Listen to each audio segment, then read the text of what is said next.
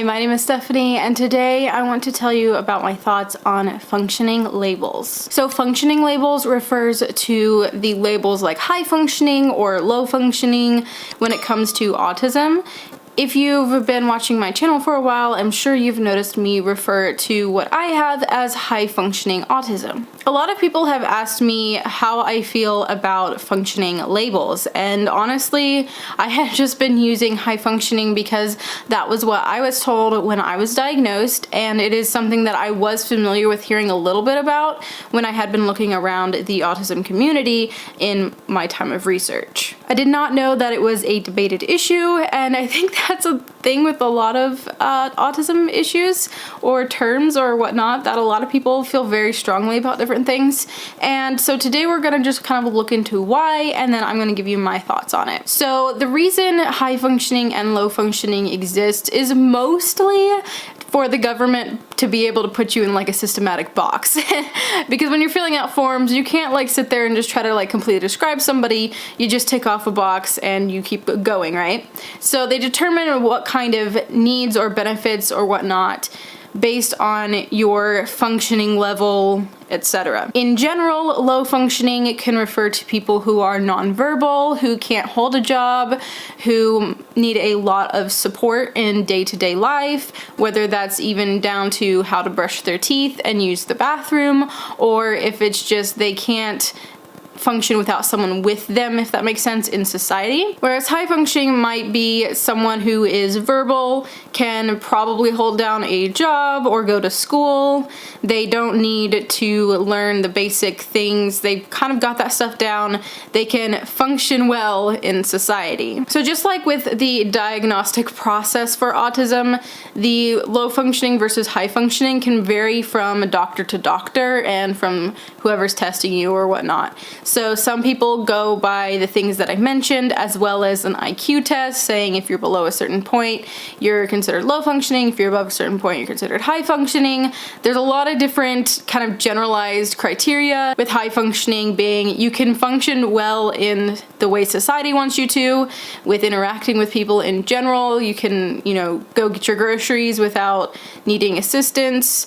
And a low functioning would not be able to do that, if that makes sense. So part of the issue that I have seen people take with both functioning labels is the kind of expectations people have, whether that is for high functioning people to be able to meet the standard of pretty much being neurotypical. They kind of get judged, oh well, you're high functioning, you're fine. And then there's the low functioning, where they might feel that the standard is really low for them, that people just expect them to be a vegetable basically, and that they can't do anything and that they don't have any worth because of their functioning label. Now again, I really feel like this is one of those cases where these things are being developed from a neurotypical standpoint. So whether we function well in the neurotypical's way of the social world and how things work is why they want to be able to say you're high functioning or low functioning. These labels aren't always for us.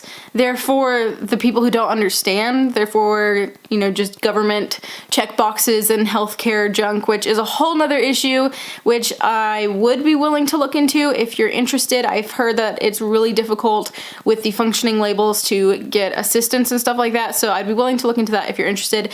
I haven't had a lot of personal experience with that though. Other than that, it's also kind of a society thing. Society's view of your functioning when you're outside of your house, basically. But I can definitely see how these functioning labels could boil down to seeming like people are only worth their ability to function in society. And I'm using lots of air quotes today. I don't think it's fair to reduce someone to their inabilities or just to their abilities, and where I've seen a lot of high functioning people say, I hate the high functioning label because today you would consider me low functioning. Today I can't speak. Today I can't get out of bed. Today I can't take a shower. Today I can't brush my teeth. I can't do these things today. I can't I can't get words out. I can't do those things. Today I would be what you call low functioning, but you expect me to be high functioning. You expect me to be just fine. You expect me to pretend that I don't have autism.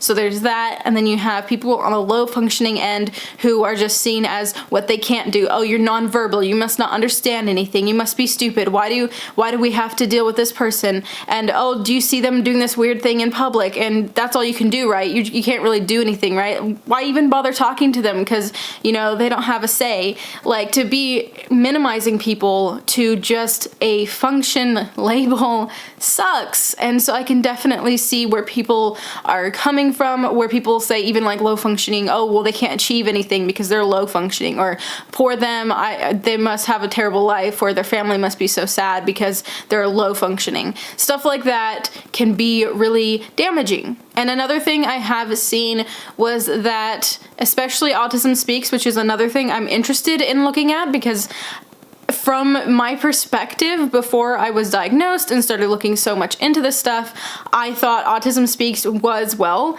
a good organization for autism, and I've been hearing quite the opposite.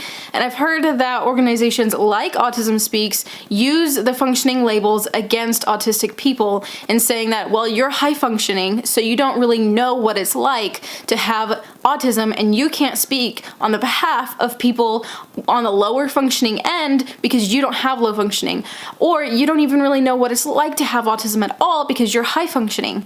And they want, as neurotypical people, to make decisions for people who are on the lower end of the spectrum without consulting them, and also without listening to people who are able to verbalize how they feel. And in that respect, I would like to point out to you something that I've been really noticing the more I look into my life and I look into other people who are doing things on autism. The idea that autism is autism.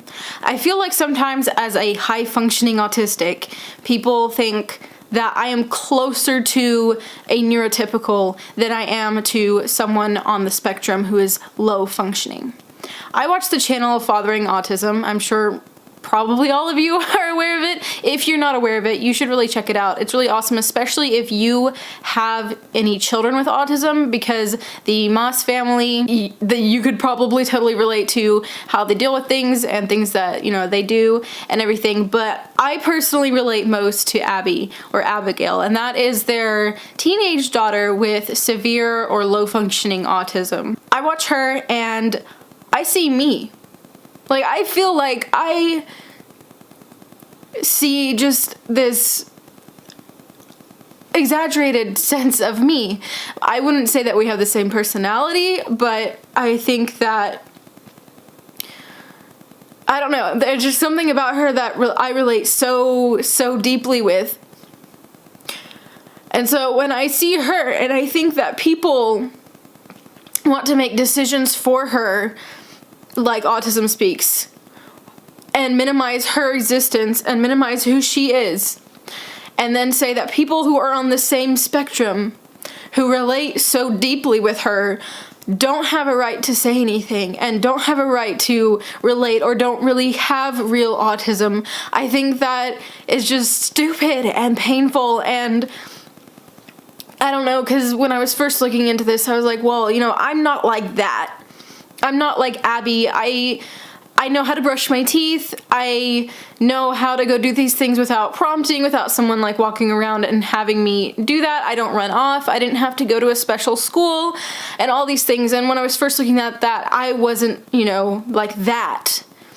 But the more that I've learned about myself, and the more that I've really reflected on the things that I tried to ignore because they weren't normal, the more I realize Abby and I are a lot alike. And so the divide that sometimes can come with that, you know, that thought, oh, I'm high functioning, so I'm not like them, is so wrong, because we are on the same spectrum. We are all dealing with autism in different ways. Even in high functioning, we're very different. Even in low functioning, very different. So I can see where those labels can come in and even divide those who are even on the spectrum, even when it's not to do with jerks who decide that they can do whatever they want because, you know, autistic people are just too stupid to tell them what we need. And so, sorry, I got emotional there, but I feel like it's necessary because I feel like this is part of why so many people have issues with the functioning labels, because people are people and people with autism have autism. Doesn't matter where you are on the spectrum.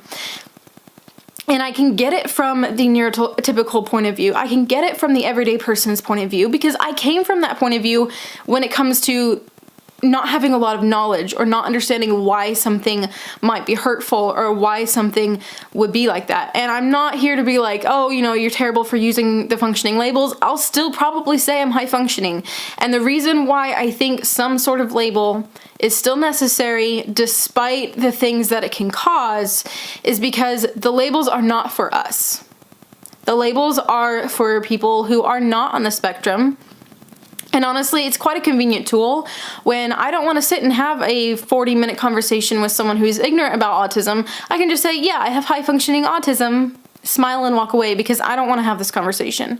If I want to have the conversation, I'll tell you I have what's called high-functioning autism, and I'll go into the whole spiel about how that applies to me and how that is different for everyone and all that. But when I have to deal with people just in general who have their own opinions about what autism is or whether I can be autistic and all those sorts of things, the labels are helpful sometimes. Labels can be helpful because I don't want to sit here and explain to you, oh, I'm a person who has autism and that means that I have trouble with X, Y, and Z. That's not really their business. That's not everyone's business, in my opinion. What personal things I have problems with, yes, I'm sharing on the internet. I get that, right? But the people I have to deal with face to face, I don't need to like walk by somebody and have an issue or something and then be like, what's up? Oh, you know, I'm a person who has issues with X, Y, Z. That's just not, it's not practical. So I understand why there are labels. I do know that there are level label thingamajigs now. I believe there's 3 levels and they're supposed to be support levels. I can talk to you guys more on that if you're interested. I did find out about that through Indie Andy, so I'm actually going to link him below. I don't recall if he's done the video on it yet, but he mentioned it in one of his live streams, so I was also kind of waiting for him to do that because I didn't want to like take his video idea or something. But if you are interested in hearing about the autism levels, I believe it is 1 through 3. I believe I would be considered level 1. That would be support levels instead of functioning in your society levels, which does sound nicer. I would be interested in looking into seeing whether or not it functionally and effectively does anything different than a high or low functioning label. So I hope this video did something a little bit helpful for you in explaining maybe a little bit of what function labels are and why people get upset about them and how I feel about them. I want to hear your thoughts about functioning labels in the comments below. Also, if you enjoyed this video or if it was helpful in any way, please go ahead and drop a like for me. Thank you so much. And if you want to hear new videos from me every Thursday at 4 p.m. Central Standard Time, hit that subscribe button and the notification bell if you want to be notified when those come out. I hope that you're having a wonderful week and see me in my next video. Bye!